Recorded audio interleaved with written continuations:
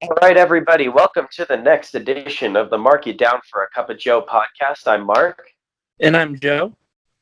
and today we have another by popular demand. And by popular demand, we had a few views on our last video about this topic, so we're bringing it back. We're going to be talking about an NFL dumpster fire. Last time we talked about the Pittsburgh Steelers, and they haven't done horrible since we talked about them. So, I mean, for whatever that's worth. But we decided there was another team that was a steaming hot pile of mess that we were going to talk about today. So, Joseph, do you want to let the kind audience know which team we're talking about, which team's a dumpster fire today? Yeah, but first, can I say, Mark, maybe the Pittsburgh Steelers got a hold of our podcast and, maybe it set a figurative fire underneath their butts, and that's why we started to see them play better. That would be But some big clout if Pittsburgh, the Steelers, Big Ben sitting there in his like room and listening to us on his phone. I would take that. You know what? The negative attention, positive attention in my mind. So, anyways, as you were saying, well, hopefully for this team, they get a whiff of this podcast, so they can get something going underneath them. Maybe they can get a run going. We're going to be talking about a pretty high up dumpster fire, Mark. We're going to go to the Mile High City. We're going to go to the Denver Broncos. And I don't know about you, Mark. I didn't think they were going to be this bad this year. I wasn't expecting them to go make the playoffs or anything like that. But sitting here after week 5, I was expecting them maybe around 1, maybe like 2-3, right around there. I thought they were going to be about a 6-win team, but they've just looked bad this year. What have you seen with them? Just a quick side note on that. It's kind of interesting that the biggest dumpster fire we can think of is in the Mile High City, where supposedly oxygen is needed for fire to burn. Well, Oh, it's kind of a weird dichotomy there. But in regards to your question, what do I think about the Denver Broncos? I saw this coming from a mile away, and I know I haven't made any like bold predictions on the podcast about this, but one thing that really stood out to me about this Broncos team is last year when the Raiders had played their final home game in Oakland, supposedly the last game of the year. They were playing against those Denver Broncos, and I know there was Vance Joseph, and everyone knew Vance Joseph was going to be on his way out in Denver. But I watched this not very good Raiders team just completely dominate this Broncos team, and I just that kind of told me all that I needed to know about this Broncos team. That they were not very good. They had some pieces on defense. Their offense looked completely inept, and that trade of Joe Flacco never really to me was going to breathe life into that organization that a lot of people thought it would. So those are kind of my thoughts on the Denver Broncos. This 1-4 start, I honestly thought they would be winless. So one win does kind of surprise me. But yeah, this overall kind of performance from the Broncos does not surprise me. and I So think there's another thing that may have been surprising to most people is just the lack of production from that defense. Like you said, they just got rid of Vance Joseph. They brought in Vic Fangio. They brought him over from Chicago, and he just hasn't done anything with that defense. They've looked awful. I know Bradley Chubb just went down with an injury, but before that, him and Von Miller, arguably coming into the season, the most exciting and the best pass rushing duo in the NFL. They were putting up nothing. They were getting no production.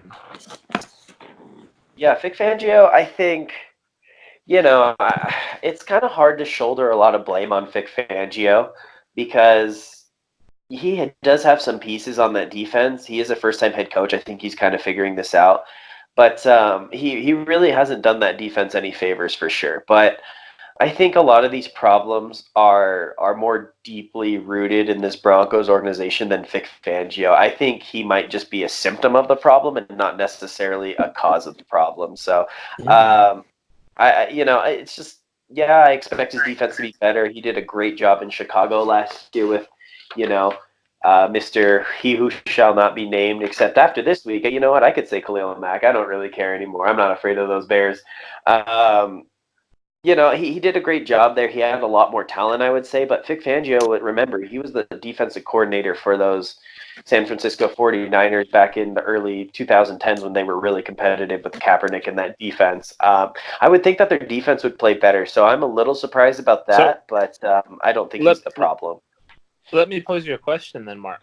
Would you say that his success as a defensive coordinator was because of him and his scheming, or more due to the fact that he had talented teams to work with, that he had stars on his defense? I mean, we look at that Bears defense, and they got guys all over the place. I think there might be something to that. I always thought he was a really good defensive coordinator, but now that I think about it, it might be a lot of the talent. Like maybe he has a really good scheme, but he needs really good talent around him because you look at that Niners defense, Aldon Smith, Justin Smith, Patrick Willis, Navarro Bowman, that safety, Whitmer, I think. I forget his name. But, I mean, like he was just loaded on that defense. And then you look at that Bears defense last year, Khalil Mack and just Roquan Smith, Danny Trevathan, Akeem Hicks. I mean, you could throw a water balloon and Eddie Jackson. You could throw a water balloon and you would splash a bunch of Pro Bowlers in that defensive huddle. So maybe now I'm kind of seeing his defense. It might take some more time, but I mean, I think it is. He has had some really talented defenses to work with. I think it's more a product of that. But what do you think, Joseph? I was thinking along the same lines, because it's not like he's talent deprived with Denver right now in that defense. There's still Von Miller. They still have Von Miller. They still have Chris Harris Jr. And they have a couple of other solid guys over there. But just overall, that defense has just been getting pushed around by teams. And the one that comes to my mind is them playing Jacksonville this year, where they had the lead and the defense just gave it up. They gave up 20 straight points in the second half. I mean, you're a defensive-minded head coach. You can't let your team do this, and especially games like that. So those are just some of the things I've noticed with them. And based off of what we've seen from them so far, Mark, and there are reports about this. What do you think they do in the future? I mean, I've heard reports of, a fire sale. I've heard reports of them just starting to ship everybody off. What do you think about that? I think there's probably a lot of validity to this because this post-Peyton Manning experience really hasn't worked out for them. They really haven't been able to put a winning team out consistently enough to warrant them having contracts for these guys. Guys like, Von Miller, Emmanuel Sanders, Chris Harris. I mean, they're very good pieces and they can definitely help you. But, as we've seen the past 4 or 5 years, the Broncos aren't really doing much with that talent. So I think this fire sale, there's a lot more to it than just some reports. I think this could actually be happening. That whole Super Bowl team, that run they made was great. They've had some great years with Peyton Manning, but since then they haven't really done much. And I think now would be the time to cut the cord with that talent and really move on. I'm just kind of curious to see for Denver. I mean, I know they drafted a guy like Drew Lock in the second round this year. I mean, he's hurt. If he comes back, I mean, is it potential that these Broncos are tanking for a quarterback? I mean, what do you think, Joseph? With them taking a guy in Drew Lock they took him with a pretty high draft pick. He was a second round pick, or right, Mark? Yeah, he was a second round pick, a little bit mid to high second round ish kind of area. Yeah. But that's still a second round pick right there, and it just seems to me that you wouldn't move on from a guy like that, taking him in the second round, without at least seeing what he can do for your team. So if they're really interested in taking a quarterback there, I think if we start seeing Drew Lock play this year, then we'll kind of have an idea of whether or not they're in the quarterback market this upcoming draft. But one thing we can agree on, this roster has a lot of holes, a lot of issues. I think chiefly that offensive line. But I'm just going to tie this whole fire sale into our last topic about the Denver Broncos. And really this all comes back to the desk of John Elway. And John Elway has had some great years in Denver, hired in 2011, obviously put together a couple Super Bowl teams, one being in the Super Bowl, one winning the Super Bowl eventually. And some great years, great moments and all that. But I think a lot of these problems stem from John Elway. What do you think about that, Joseph? Well, I have to agree with that. They had a nice run. with Peyton Manning. But ever since he's gone, like you said, they've just gone downhill ever since. They haven't really been a competitive team ever since Manning's left. And they really haven't done anything to to replace these guys. We've seen a lot of their big time guys go and sign with other teams. They've retired, and they haven't done much to replace them. They haven't been drafting well, I don't think. And I think John Elway might be on the hot seat right now. Yeah, like just to kind of reiterate, I think the biggest problem with John Elway is that he has really failed to get that quarterback position straight outside of Peyton Manning. And I'm just going to go through a list of some of their starting quarterbacks since Peyton Manning retired. So you have Brock Osweiler, which isn't great. Yikes. I mean, he wasn't there the year after. I mean, but he was there with Peyton Manning, but he still wasn't great after he left. And they were thinking about keeping him if he hadn't wanted more money. Trevor Siemian, Paxton Lynch, Case Keenum, Joe Flacco. So those are your list of starting quarterbacks, for either short amount of time or extended periods of time. I mean, for being one of the greatest quarterbacks to ever play football, John Elway just cannot get this quarterback position right. And I do not think that Drew Lock is the answer there either. It surprises me, Mark, how people like John Elway can be so good at playing football, but they can be this bad at finding good people to play football, especially at the quarterback position. Yeah, no, it's shocking. It's almost like the whole Michael Jordan and the Charlotte Hornets thing, where Michael Jordan is, the greatest basketball player of all time, or you could argue that for sure. And he's owned the Charlotte Hornets, and he's just had some major draft whiffs, and has not been able to put a winner on the court.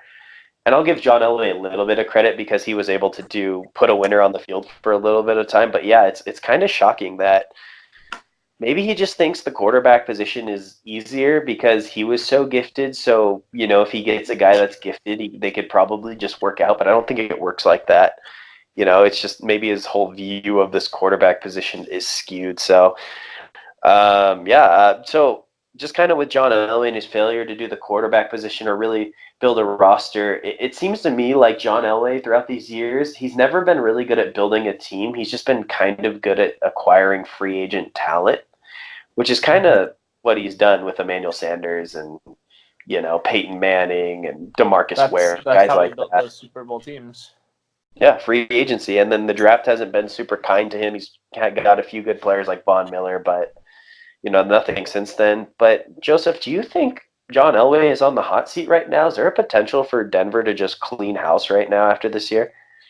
If they clean house, if we start seeing guys like Von Miller, Emmanuel Sanders, guys like that, if they start trading those guys away, I think we may see John Elway for another season, to kind of see just to give him another year to kind of get this vision, to get his plan or whatever he plans on doing in motion. But if nothing happens like that, if they just kind of stick with this team, then yeah, I think we could see a change at general manager this year. I'm going to say that kind of like what you said. As I think when you start seeing John Elway guys getting moved out of the building, I think John Elway should be really concerned. These keystone guys, like especially Von Miller, Chris Harris, Emmanuel Sanders, like those three guys. If you see any of them beginning to move, I think John Elway should be worried. At the end of the year, they might be handing out pink slips, and the owner might just go, "This one's for John," and then at the end of his tenure in Denver. But I guess just kind of going off of that, if John Elway was to get fired at the end of this year, what do you think his legacy in Denver would be the second time around as in the management role? As bad as it's been these past 2 years, he did take them to 2 Super Bowls. And I think we have to give him credit for that. Even though he didn't draft the talent, he still brought in guys to take this, kind of wild card team into a Super Bowl caliber team. So I think ultimately that's what he'll hopefully that's what he'd be remembered for. But most people tend to remember the bad than the good. So he may be remembered for all the misses and whiffs he's had on quarterbacks. So that's really been the big knock on him these past few years. He hasn't been able to replace Peyton Manning. Yeah, I'm going to build off of that. My legacy, in my view of John Elway this time around, is going to be the guy, the Hall of Fame quarterback who couldn't get a quarterback and who was saved by Peyton Manning. Because without Peyton Manning, I don't see these Denver teams being good. Like throughout all these years, the 4 or 5 year run that they had. I mean, without Peyton Manning holding this thing together, there's no way they would have gone to a Super Bowl in my mind, or even, potentially playoffs, for all those years. I think to me, that will be the legacy of John Elway. And, they'll give him some credit for the Super Bowl, but I think this is going to be more viewed as Peyton Manning's Super Bowl. Even though he didn't play as well that last year, he had some incredible years, breaking the touchdown record, 55 touchdowns in a season kind of thing. I think that's what it's going to be more remembered, more Peyton Manning than John Elway, which, I don't think it's necessarily the best look for Mr. John Elway. What do you think? Yeah, not the best way you want to end your time in the NFL. Yeah, you know what? Honestly, John Elway would have done better if him and Peyton Manning just walked out at the same time after winning that Super Bowl. Think of what his legacy would have been if that had happened, right? Just forget all these bad years. Forget the Paxton Lynch and Trevor Simeons. I think they would have been a little bit better off, at least perception-wise. So, but anyways, that's going to conclude our episode today about the Denver Broncos dumpster fire. Joseph, do you see them maybe getting better towards the end of the season? Do you see this as maybe like a team that could, maybe find its bearings, though, and avoid this whole full tank mode and full fire sale mode? I think at this point they need to make a decision what they want to do. Because at this point right now, you would have to win. Basically, you'd have to win the rest of your games to have a chance at making the playoffs. And quite honestly, I don't think they have the talent to do so. So, we got to see what they want to do. They're going to have to evaluate. Do they want to win 7 games or do they want to pick high in the draft? I think that's what they're going to have to decide. And yeah. I tend to have the feeling that they're going to go towards the latter. Yeah, I think so too. But I mean, Denver is one of those teams that they could string a couple wins together and then maybe finish with 5 wins and then completely take them out of that top 5 picking scenario. But anyways, that's going to end our episode on the Denver Broncos, the dumpster fire. Please don't forget to like, comment, share, and subscribe on our Facebook page and our YouTube channel at Mark You Down for a Cup of Joe. So anyways, this has been Mark. This has been Joe. And we are signing off. You guys have a good day.